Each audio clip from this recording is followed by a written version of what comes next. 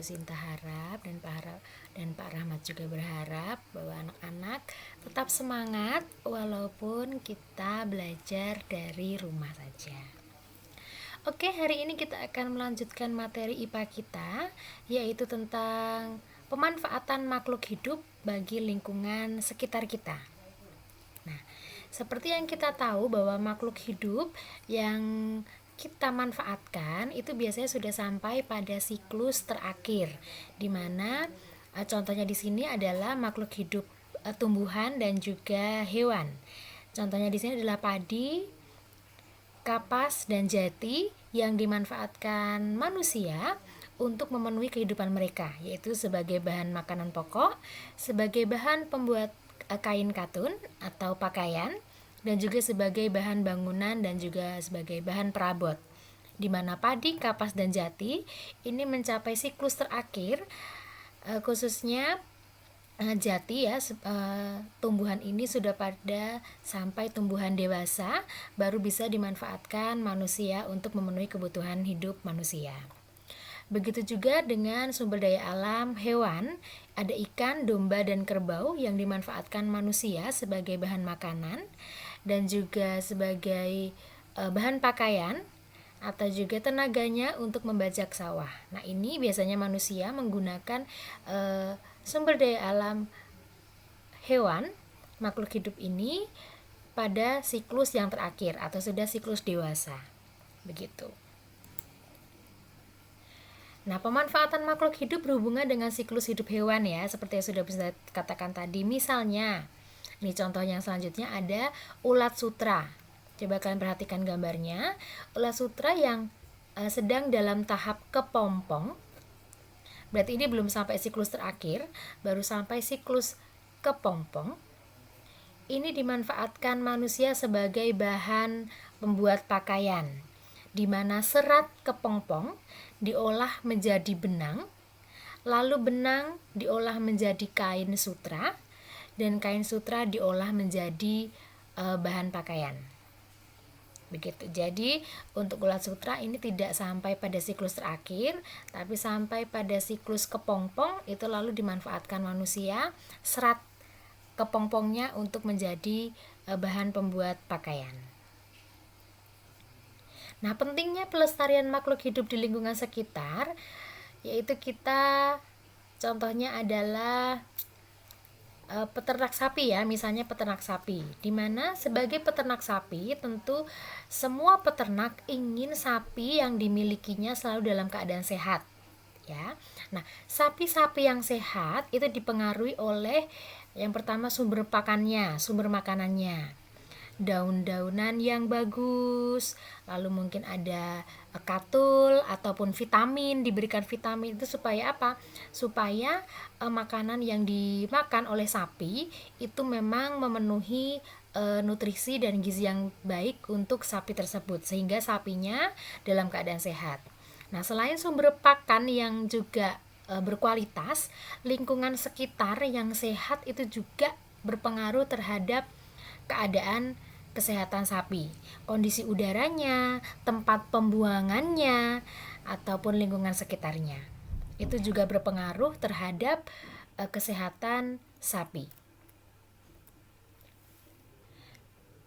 Nah, adapun upaya pelestarian makhluk hidup ya, karena beberapa hewan di sini mengalami kelangkaan. Ya, kenapa bisa langka? Penyebabnya apa? Coba kalian perhatikan di sini, ya. Yang pertama itu karena sering diburu untuk dijadikan hewan peliharaan, bisa juga untuk dijual atau sebagai hiasan. Nah, di sini manusia memburu hewan-hewan tersebut sehingga hewan tersebut menjadi langka.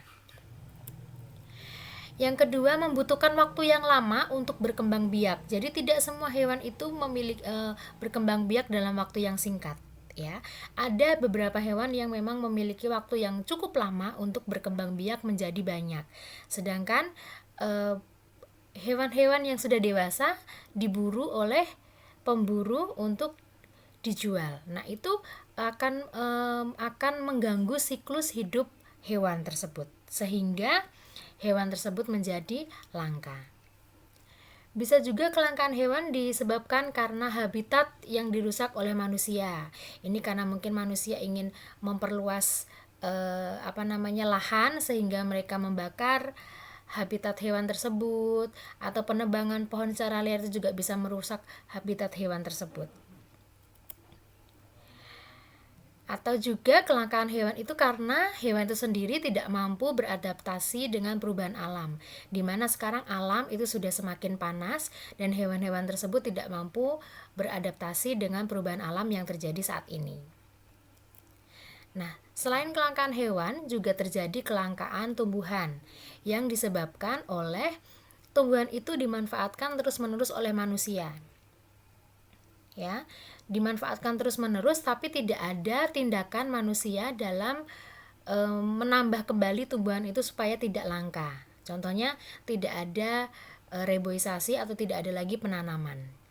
Padahal tumbuhan tersebut digunakan terus-menerus. Seharusnya diimbangi ketika kita menggunakan tumbuhan tersebut, kita imbangi dengan kita juga menanam tanaman tersebut sehingga tanaman tersebut tidak menjadi langka. Kelangkaan tumbuhan juga bisa disebabkan karena sulitnya berkembang biak. Ya, sulitnya berkembang biak ini hampir sama seperti hewan tadi. Kesulitan berkembang biak atau membutuhkan waktu yang sangat lama untuk berkembang biak ini juga menyebabkan kelangkaan pada tumbuhan. Kelangkaan pada tumbuhan yang lain juga disebabkan karena tumbuhan tersebut terkena hama, diserang oleh hama, itu juga bisa menjadi kelangkaan tumbuhan. Atau yang terakhir juga bisa terjadi karena mengalami kekeringan sehingga tidak memungkinkan untuk tumbuh dengan baik sehingga tumbuhan tersebut menjadi langka. Nah, di mana kelangkaan hewan dan tumbuhan ini memang karena sebagian besar itu disebabkan karena ulah manusia, maka perlu ya yang namanya polisi hutan. Di mana polisi hutan ini sebagai penjaga hutan agar kelestarian makhluk hidup itu tetap terjaga. Ya. Dan misalnya yang pertama, itu harus ada penegak hukum.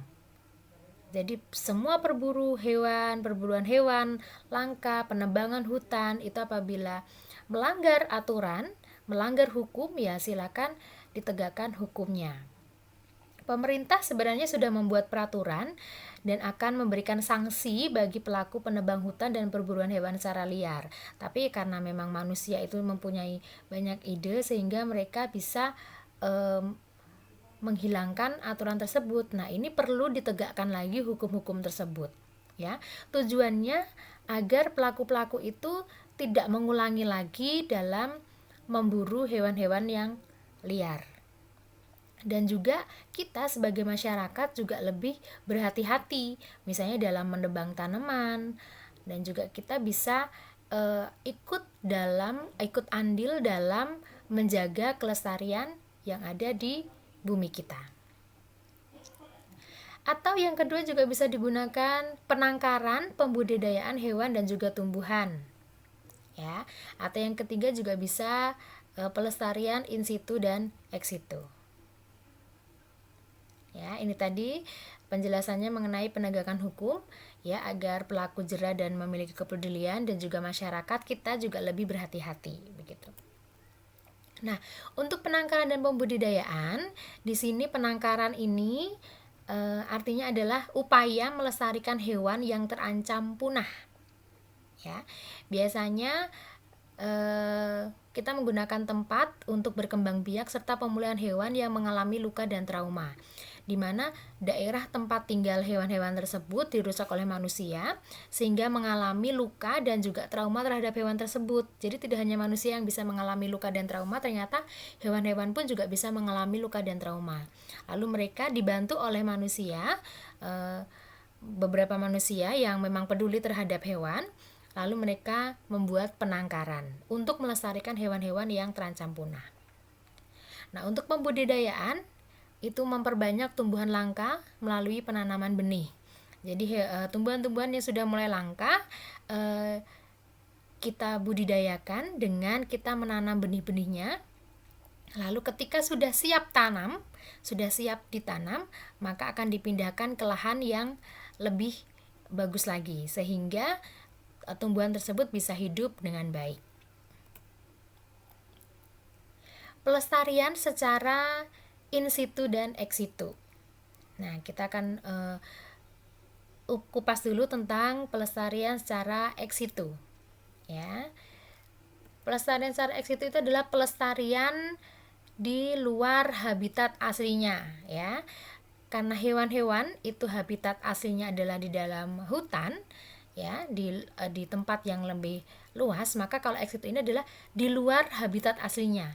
Jadi suatu tempat yang dibuat menyerupai hutan seperti itu, tapi itu bukan di hutan. Contohnya apa? Kebun binatang, kebun raya, taman safari, museum zoologi, herbarium. Nah, di sini tempat-tempat ini selain untuk pelestarian di luar habitat aslinya, juga sebagai bahan ilmu pengetahuan, di mana kita masyarakat bisa belajar mengenai hewan-hewan dan juga tumbuhan di tempat-tempat ini, di tempat-tempat pelestarian ex situ. Ya, karena ini memang pelestarian di luar habitat aslinya, jadi aman untuk masyarakat dan juga manusia dalam belajar mengenai pelestarian hewan dan juga tumbuhan. Lain halnya dengan pelestarian in situ, di mana pelestarian in situ adalah pelestarian di dalam habitat aslinya. Jadi tempatnya ini memang tempat-tempat yang seperti hutan dan alam terbuka. Contohnya cagar alam, hutan lindung, suaka marga satwa, dan taman nasional. Nah, di sini kita pun juga bisa belajar sama seperti pelestarian ex situ. Ya, akan tetapi untuk pelestarian in situ ini memang karena tempatnya alam terbuka di dalam habitat aslinya, jadi cukup rawan, sehingga ketika kita ingin belajar mengenai pelestarian hewan dan tumbuhan, itu kita memerlukan pelindung. Misalnya kita menggunakan kendaraan atau kita berada di satu tempat, karena ini hewannya dilepas bebas. Berbeda dengan ex situ, ya. Kalau ex situ itu ada di dalam suatu tempat, tapi kalau in situ itu di alam bebas. Di mana ex situ kita bisa belajar dengan aman tentang pelestarian hewan dan tumbuhan. Tetapi untuk pelestarian in situ kita agak sedikit berhati-hati, tapi kita tetap bisa belajar banyak di pelestarian in situ. Oke, itulah materi tentang pemanfaatan makhluk hidup, di mana kita bisa memanfaatkan makhluk hidup, tetapi kita juga perlu melestarikannya untuk masa depan manusia juga. Ya, jadi kita sebagai manusia juga perlu berhati-hati dalam memanfaatkan makhluk hidup, contohnya hewan dan juga tumbuhan, di mana hewan dan tumbuhan ini memiliki siklusnya masing-masing yang biasanya memang kita manfaatkan, akan tetapi kita juga perlu memperhatikan pelestariannya. Oke, begitu, silakan kalian simak lagi videonya dari awal. Boleh kalian catat sesuatu hal yang penting di dalam handout kalian atau dalam buku tulis kalian. Oke, selamat belajar. Tuhan Yesus memberkati.